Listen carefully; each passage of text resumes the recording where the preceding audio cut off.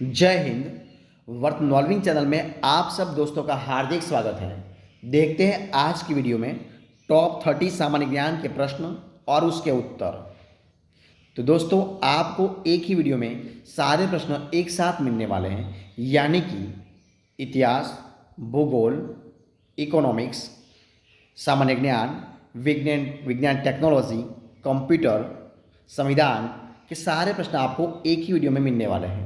यानी कि आपकी आने वाली कोई भी कॉम्पिटिटिव एग्ज़ाम हो तो इसके लिए आपको ये वीडियो बहुत यूज़फुल होने वाला है।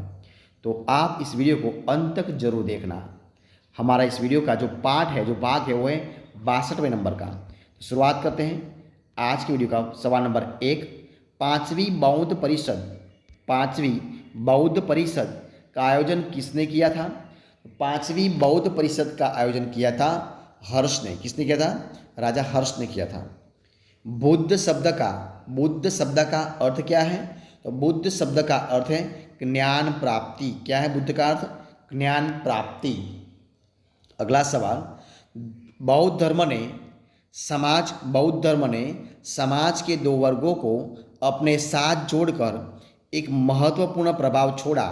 ये वर्ग कौन से थे? तो बौद्ध धर्म ने समाज के दो वर्गों को अपने साथ जोड़कर एक महत्वपूर्ण प्रभाव छोड़ा। ये वर्ग थे स्त्रियां एवं शूद्र। कौन से थे? स्त्रियां एवं शूद्र का वर्ग थे। अगला सवाल, बुद्ध ने अपना प्रथम प्रवचन कहाँ दिया था? तो उन्होंने दिया था सारनाथ में। कहाँ दिया था? सारनाथ में। अगला सवाल, धातु से बने सिक्के पहले कब प्रकट हुए थे? धातु से बने सिक्के पहले बुद्ध के काल में। कहाँ पर? बुद्ध के काल में प्रकट हुए थे। अगला सवाल, प्रारंभिक बौद्ध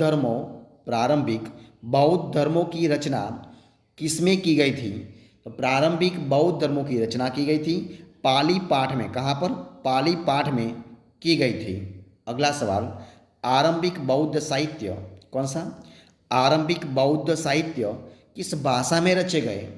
तो आरंभिक बौद्ध साहित्य पाली भाषा में। कौन सी भाषा में? पाली भाषा में रचे गए। अगला सवाल, बौद्धों के पवित्र ग्रंथ का क्या नाम है? तो बौद्धों के पवित्र ग्रंथ का नाम है त्रिपिटक। क्या नाम है? त्रिपिटक। अगला सवाल, बौद्ध धर्म में मूल का संबंध बुद्ध के जीवन की किस घटना के साथ है? तो वह जन्म के साथ है। किससे है? जन्म के साथ है। अगला सवाल, भारत में 5वीं शताब्दी के प्राचीन विश्वविद्यालय की स्थापना कहाँ की गई थी? तो भारत में 5वीं शताब्दी के प्राचीन विश्वविद्यालय की स्थापना नालंदा में। कहाँ पर? नालंदा में की गई थी। अगला सवाल, बुद्ध को, क्या सवाल है? बुद्ध को प्रबोध कहाँ प्राप्त हुआ था? तो बुद्ध को प्रबोध प्राप्त हुआ था बोधि गया में। कहाँ पर? बोध गया में प्राप्त हुआ था।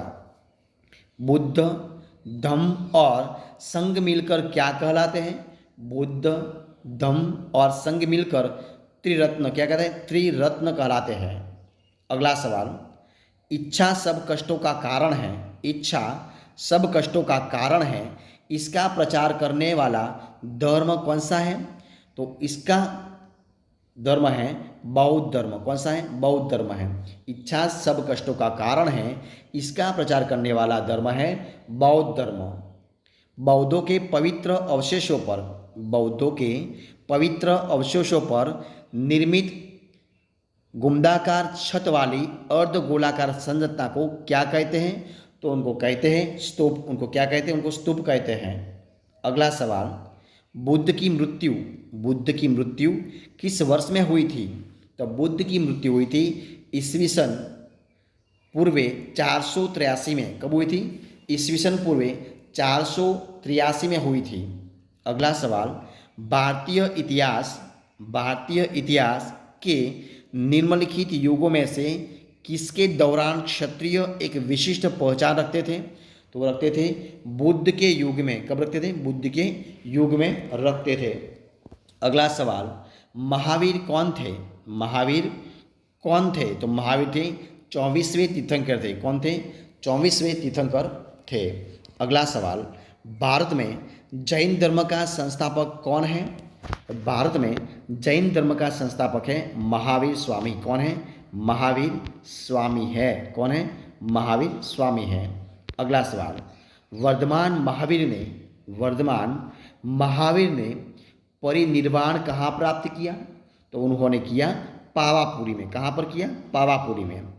जैन साहित्य को क्या कहते हैं? जैन साहित्य को कहते हैं अंग। उसको क्या कहते हैं? अंग कहते हैं। अगला सवाल, प्राचीन भारत का प्रसिद्ध वह शासक कौन था जिसने अपने जीवन के अंतिम दिनों में जैन धर्म अपना लिया था? तो प्राचीन भारत का प्रसिद्ध वह शासक था चंद्रगुप्त। कौन था? चंद्रगुप्त था, जिसने अपने जीवन के अंतिम दिनों में जैन धर्म को अपना लिया था। कौन था? चंद्रगुप्त था। अगला सवाल, दक्षिण भारत में प्रसिद्ध जैन केंद्र कहाँ स्थित था?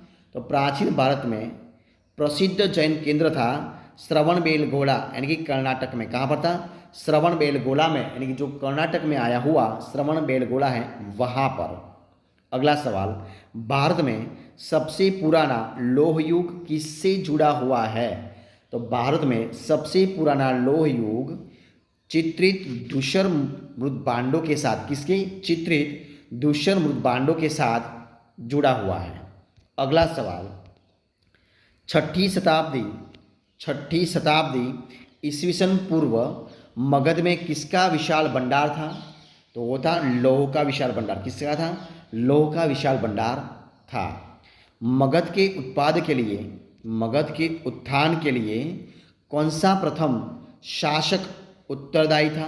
तो मगध के उत्थान के लिए जो बिंबिसार है, वो बिंबिसार सबसे प्रथम उत्तरदायी था। कौन था? बिंबिसार। अगला सवाल, उस राज्य का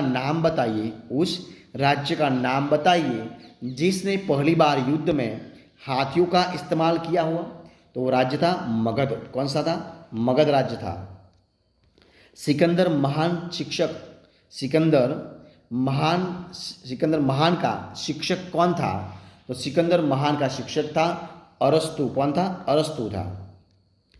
प्राचीन काल में स्रोत सामग्री लिखने के लिए प्रयुक्त भाषा कौन सी थी? तो वो भाषा थी संस्कृत भाषा थी। कौन सी थी? संस्कृत भाषा थी।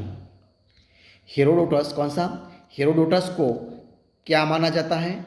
तो हेरोडोटस को इतिहास का जनक यानी कि पितामह, हेरोडोटस को इतिहास का जनक यानी कि पितामह माना जाता है। और इस वीडियो का लास्ट सवाल देखिए कौन सा है? एलेक्जेंडर यानी कि सिकंदर और पोरस ने कहाँ लड़ाई लड़ी थी?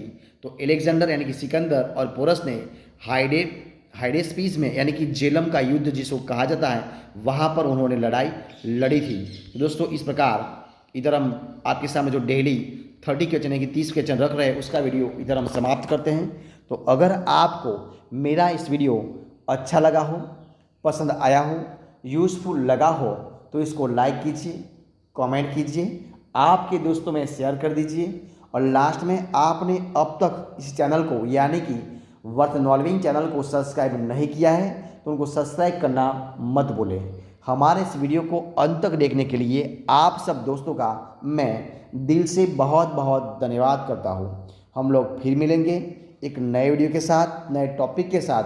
तब तक बने रहें, खुश रहें। जय हिंद, जय भारत, बेस्ट ऑफ लक।